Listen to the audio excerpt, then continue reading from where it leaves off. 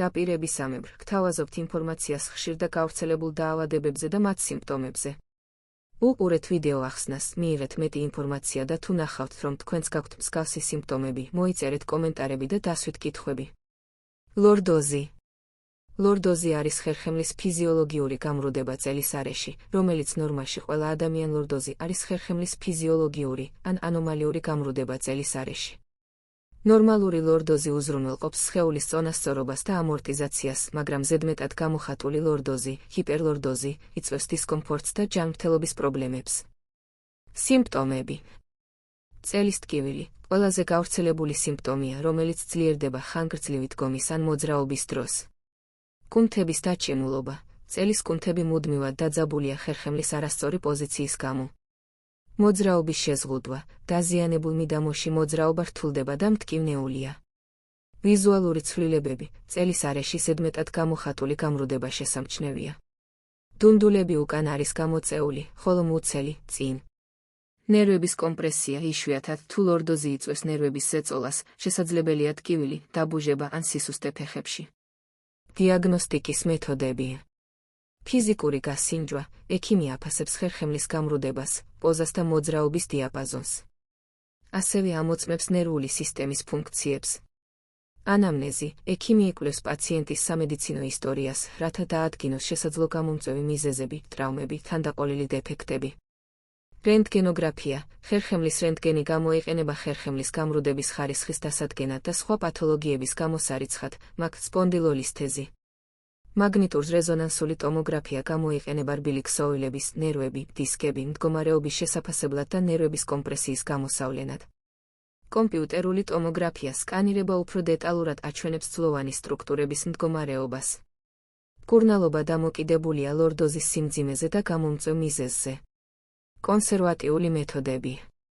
ფიზიოთერაპია, სპეციალური ვარჯიშები, რომლებიც მიმართულია მუცლისა და ზურგის კუნთების გაძლიერებაზე, პოზის გაუმჯობესებაზე და მოქნილობის გაზრდაზე.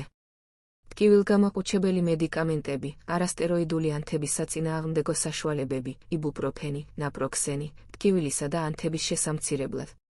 კუნთების რელაქსანტები, გამოიყენება კუნთების სპაზმის შესამსუბუქებლად, მაგ ციკლობენზაპრინი.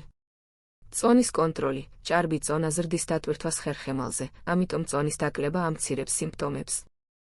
ორთოპედიული კორსეტი, ზოგჯერ გამოიყენება ხერხემლის საყრდენად და ტკივილის შესამცირებლად. ქირურგიული მკურნალობა. ქირურგიული ჩარევა იშვიათად არის საჭირო და გამოიყენება მხოლოდ მძიმე შემთხვევებში, როდესაც კონსერვატიული მეთოდები არაეფექტურია, ან არსებობს ნერვების კომპრესია. ოპერაციის მიზანია ხერხემლის გასწორება და სტაბილიზაცია. სამკურნალო მედიკამენტების და საშუალებების ჩამონათვალი. არასტეროიდული ანთების საწინააღმდეგო საშუალებები. იბუპროფენი, ნაპროქსენი, დიკლოფენაკი, კეტოპროფენი.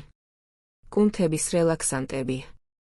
ციკლობენზაპრინი, მეტაქსალონი, ტიზანიდინი. ნალგეტიკები.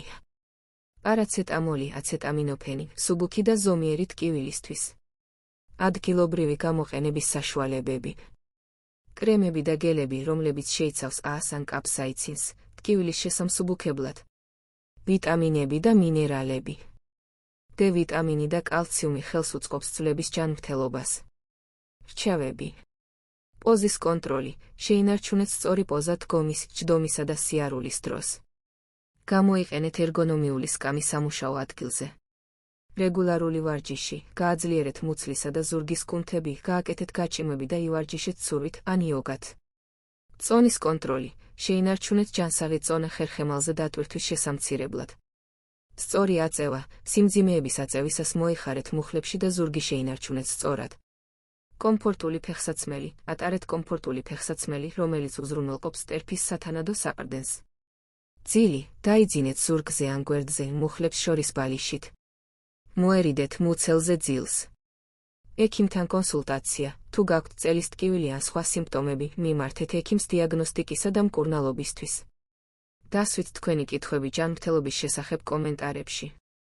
ასევე მოგწერეთ კომენტარებში, რომელ დაავადების შესახებ გსურთ მოგიმზადოთ ინფორმაცია. არ დაგავიწყდეთ გამოიწერეთ ჩვენი არხი, რათა შეიტყოთ უფრო მეტი სხვადასხვა გავრცელებულ დაავადებაზე და მათი მკურნალობის შესახებ. გისურვებთ ჯანმრთელობას.